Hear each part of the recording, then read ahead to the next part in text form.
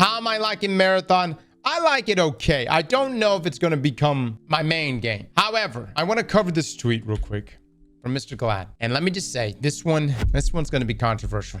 So if everyone came in here right now and if you were in a good mood, prepare yourselves. You're probably about to rage. All right, from Glad right here. I want to be honest and real for a minute.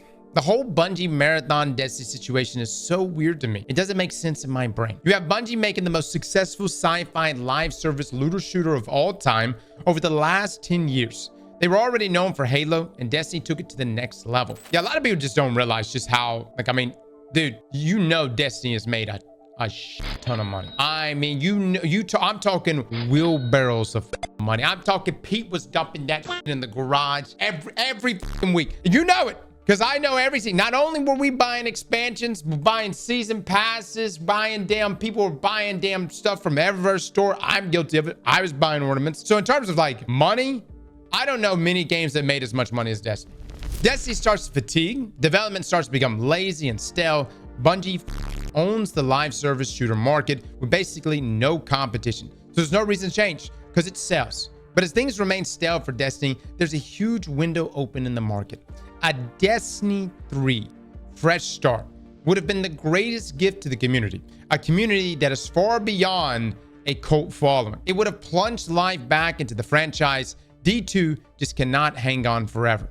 So instead, they canceled D3 and launched a brand new game. It's not PvP like Halo. It's not a Destiny like.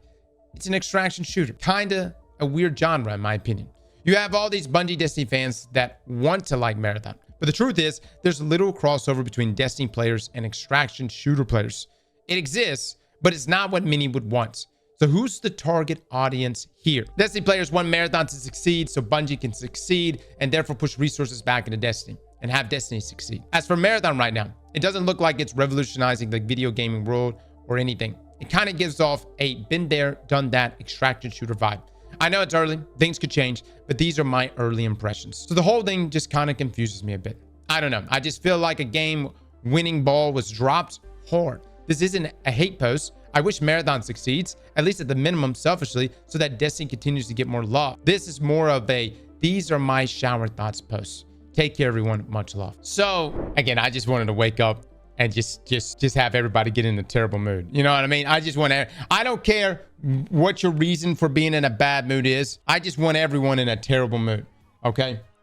That brings me life. Okay, so hold on. I will say this, and let me just pose you with this question. Do you think Bungie not following up with the Destiny 3 post final shape launch was a ball drop? Was that a ball drop? Can we get a poll on this? 66% say yes. 30, oh, wait, the numbers are shifting. 70% say yes. So look, here's the thing. I will say, just imagine this last year, or actually the year before that, we see all these layoffs, right? We know things are looking really dire, but we have Guardian Games that really started to get the ball rolling. Then into Delight, then Pantheon, then we have Final Shape. The campaign was fantastic. The lead up to the raid, everything narratively, lore, all of it converging into one. We go into this raid, we challenge it for nearly 40 hours straight, some of you even longer.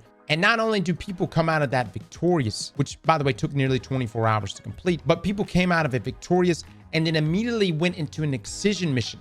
You didn't just kill the final antagonist in the raid.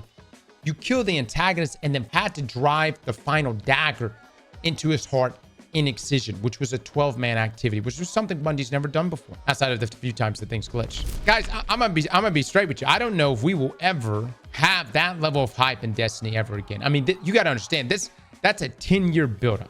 The only way you could have topped that is if afterwards, when Bungie came out to announce, you know, essentially their year ahead thing, right? Not that people aren't excited about Frontiers. I'm excited about Frontiers. But how explosive would it have been if they came out and said, hey, we got D3 coming. The 10-year saga, that's in D2. Our next 10 years, D3. Do you realize how absolute people would be calling their loved ones and friends? Do y'all realize that? If D3 was announced, especially post-final shape was announced in that way, people would have streaked right there on the spot, middle of work in front of God and everybody. The amount of hype would have been, I don't even know, something, we probably would have gotten banned off Twitch. I don't know. I don't even know what we would have done, but we didn't get that. Instead, the information we were given post final shape was what? More layoffs, a lot more layoffs. Key people, by the way. It wasn't just like, you know, the right people. Key people that left, Joe being a big one of them. And then we hear that multiple projects had taken place at Bungie that all got canned. Matter got canned. This whole Gummy Bear project got moved off of Bungie and moved to Sony. Payback, which is what Luke Smith and Mark Noseworthy were working on, who were the guys that worked on things like the Taken King. They were working on this project called essentially Destiny Payback, or I guess just Payback. And that got canned. Reality is Luke Smith and Mark Noseworthy should have been working on a Destiny 3. And essentially for the past 3-4 years, especially since Witch Queen, I don't really know how much some of those higher up guys were even working on when it came to Destiny 2. It seemed like Joe and his squad and Tyson and those others were the ones who were manning the ship, if you will.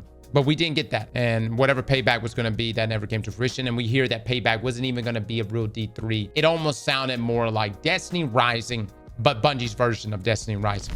And Destiny Rising is still a game that's being made right now. It's being made by NetEase, and they're bringing a lot of things that Destiny fans have been asking for. The only issue, and the main issue we all have with it is, number one, it's going to be gacha. Number two, it's going to be mainly on mobile.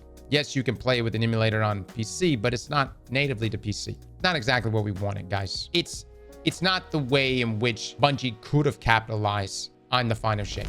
And so, was it a ball drop? It wasn't the most optimal play, considering just how so many things kind of logically pointed to that conclusion, that direction. And if there ever is a D3 in the future, I'm not saying people wouldn't be hyped for it, but again, we were at peak levels of hype coming out of the final shape.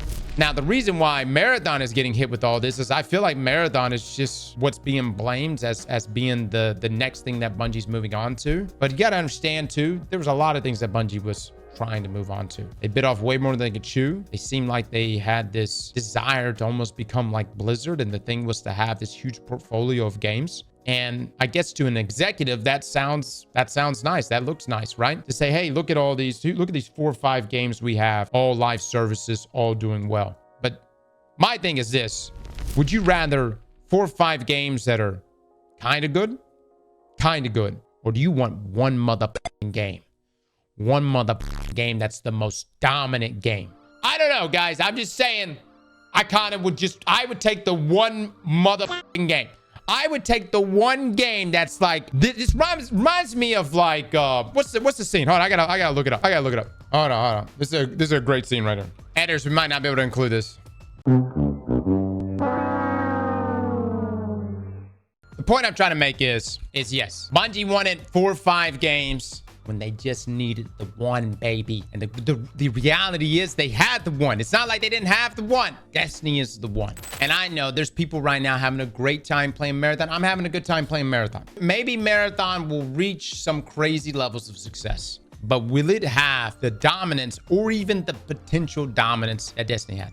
And right now, there's a lot of people asking themselves, why should I be interested in Destiny today? A Destiny 3 would have given you that reason. Even if you weren't even narratively up to date, even if you didn't even know who the witness was, a Destiny 3 would have made you go, oh, well, I guess I might jump back in. You know what I'm saying? I guess I might consider it. But even more beautifully put from Robert himself right there is one army united behind one leader, one goal. And that's a powerful thing. And obviously, you know, there's developers that are very successful out there, have multiple games under their belt. And so I just like to sit here and imagine what it would be if Destiny had that experience. So what's the one game saying should be D2? I'm not saying that it should just be D2. What I'm saying is, would you rather have a game in a multitude of different genres that are successful, right? Moderately successful, let's just say that. Or would you rather have a game that is generational defining? Yeah, I'm talking like World of Warcraft back in its prime. World of Warcraft was so successful back in its prime that everybody was making an MMORPG.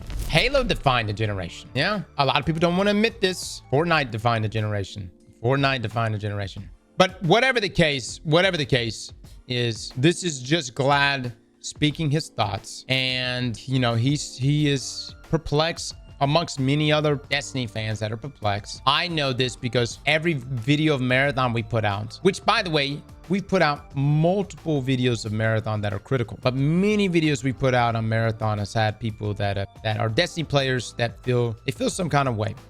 And I completely understand why they feel the way that they do. And I wish there was some way, some level of overlap, something there. Like, I wish there was like Marathon. And I know some of these developers have only worked on Marathon. You gotta understand, these are not just like all ex-Destiny people. These are people that are just working on Marathon, nothing else. But there really needs to be like a moment there where Marathon is like, we could not, I mean, I don't know if Bungie would ever do it, but I think that they should just be like, we could not have done this without the Destiny community.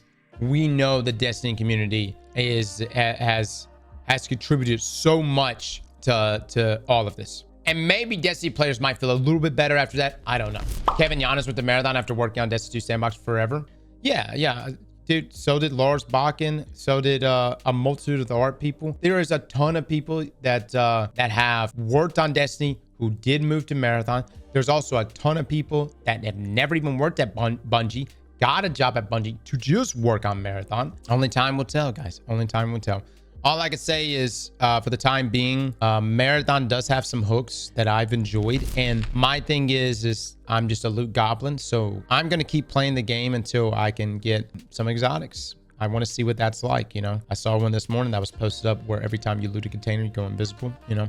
My question is like, where's the one-eye mask? Where's the busted stuff? You know what I mean? And I'm not talking about current one-eye mask. I'm talking about pre-nerf one-eye mask. So I'm going to be playing that game just to see where we are as a base runner. How crazy do we get at the top end with exotics, full loadouts? But you're right. I don't know if this game's going to keep me. I have no idea if Marathon's going to be a game that sustains me and makes me want to play it forever and ever and ever. I definitely didn't go into Destiny with that intention. When I first saw Destiny, I was like, all right, well, it's Bungie. I'll play it. I love Halo Reach. Like, I'll play it. And anyways, played Destiny and never really played never played any looter shooters. Played RuneScape, but never played any looter shooters. That was an MMORPG. And then actually, I thought Destiny was bad. I thought it wasn't that good. The first time, like, I played it and I was very confused with the campaign and was like, all right, this is weird. What the fuck just happened? And then Vault of Glass ended up rolling out and I enjoyed the PvP as well. And I suddenly found myself gravitating every day to Destiny. Like, I would come home from work and I would be like, I think I'm gonna go do a strike. I think I'm gonna go do this raid right now. I'm gonna go see if I can find a team to do this with. Then suddenly it went from that to I'm now messaging people that I did some strikes with and like, hey, you want to do a raid tonight? And then I was watching guides at work and then, you know, all kinds of stuff. And like, I would almost form a plan, an optimized plan for how, when I got home, of what I was going to do. I was like, all right, from this time to this time, I'm going to be running this nightfall. And then from this to this time, I'm going to go grab this drop and potentially finish this exotic quest. And then I'm going to hit the raid for the final 2 hours. And so I would just be doing all this. Destiny quite literally took over my life. And I would say for some of you, it happened the same way. Who was I watching? Let me just say, there were some great Destiny 1 content creators, but there was also a bunch of shite ones, man. Holy f, dude. I can't tell you how many times I would watch a video and just be like, where the f is the information? I'm talking everybody. I don't know where some of these creators came from, but it was just clickbait after clickbait of just like absolute nonsense. Nothing even in the but there were some great creators too. No, don't get me wrong. There's some great creators. It was just Destiny blew up and suddenly everybody was making videos for fucking Destiny. And a huge reason, I think one of the first domino for me that was like, dude, I got to make a YouTube video, was I was trying to find a guide on how to do Templar legit. And everyone had been cheesing Templar. You couldn't find a guide. It was nothing but cheese videos. And then it turns out no one even knew how to do Templar successfully. No one even knew how to do him legit. So then I go in with the squad. I do Templar legit. I record it, and that was literally like one of our first videos outside of like Tractor Man. And anyways, it wasn't anything crazy. It wasn't like it just broke the bank in terms of views, but there was actually a ton of people who was like, wow, I had no idea how to do it like that. So there was just a lot of people making content, and Destiny kind of overtook my life. But the thing is I don't know if Marathon is going to have that effect on me. I'm not sure. I'm enjoying the alpha. I see the vision that Bungie is trying to give us right now. But I also think that in these situations, you know, if you ever have to convince yourself you like anything in life, whether it's a video game or a show or a girl or something. You know what I'm coming from? When you got to sit down and break out the pros and cons list and be like, you know, these are the reasons why I should like this. Anyways, when you got to like logically convince yourself that you like something, 9 times out of 10, you don't really like it that much. You can logically think through it all you want, but when you're bricked, you're bricked. You know, right? Just think about it. When you're bricked, there's no logic there. You're just like, oh yeah, this is it. This is the one. You know what I'm saying? And so the point I'm trying to make is I'm not bricked with Marathon, all right? But at the same time, I wasn't necessarily bricked with Destiny. It was a slow burn brick. You know what I mean? It snuck up on me. You know what I mean? And so right now I'm in slight chub territory, which is what I said I was on Tuesday or Wednesday. And that's pretty much where I'm at. And we'll see what happens. A lot of foreplay happening here. And I hope that's something that brings us that next level. That still doesn't change the fact that I do believe that a D3 not being presented to us post final shape, just from a marketing perspective, was kind of a fumble, man. You know, just saying, man. I'm just saying that right there would have been so easy. Such an easy sell. Like they would have been like, oh yeah, we got to meet Maya, but it you know, wasn't that exciting. But don't worry, we got D3 right on the corner. You know what I mean? Revenant would have been like, oh yeah, Revenant was, it's all right. You know, loot's kind of ass, but hey, who cares? We got D3 right around the corner. You know where I'm coming from? It would have bought some time, you know, to get D3 out. And would have bought some grace from your community. Whereas the moment there was no Destiny 3 announced, even though people are very excited about Frontiers, and I am too. I am excited about Frontiers. You still had a number of people that were just like immediately like, this, you know, we're still going to be in D2. D3 was never a thing. They said it was never in development. No, it's in tracks. They said, I've been telling you guys now for years D3 wasn't in development. Why do you think I say that? Why do you think I say that? What do you think the first question I ask when I go to Bungie? Where's Destiny 3? Y'all making it up here? Which floor is it on? Y'all making it down there? If I walk this way, will I see a D3? If I go up that elevator, will there be a D3 when it opens? You think I haven't tried to find a D3? But here's the reality though. Whether it was in development or not, it's not about that. It's about should it have been in development? And yeah, I think it probably should have been. I think Luke Smiths and Mark Noseworthy and those guys, for whatever reason, and I would love to pick their brain. Like, I know they're probably never going to talk to us about it. And, you know, who knows? But I would love to know just a simple question. Why was Destiny Payback being considered and not a Destiny 3? And these are just questions that I don't think we'll ever find answers to. I wish we could. And I will say, if any developers ever want to come on, we would have a lovely interview together. We don't even have to do it live. I'll fly you right down here to Sarasota. We'll have a great time. Beautiful place. And we'll make a vacation out of it. And I would love to sit and chat with you guys about what happened with the possibility of a Destiny 3. Let me just pose this question. Do you think Marathon being a success will help Destiny? Do you think Marathon popping off and succeeding will help Destiny? And I'm not saying anything to this. I just want to know your thoughts. It's just a simple yes or no question. Yes, it will bring talent to Bungie. More money for the studios, so I imagine both games will get more funding. All right, let's get this poll going. Let's get it cooking, fellas. Let's get it cooking. I want to know, do you think Marathon success will equate to more success, more content for Destiny, better content for Destiny? 34% says yes, 66% says no, or 65% says no. Yeah, I don't know, guys. I don't know. Bungie would absolutely give up Destiny 2 if Marathon popped off. Dude, look, I'm not saying Marathon won't bring in a lot of money. It'll probably do well. But guys, I just don't see how it's going to bring more money into Destiny. You know, look, Destiny players dish it out, dude. I'm talking deluxe editions, collector editions. I'm talking silver. I see some of you every single season.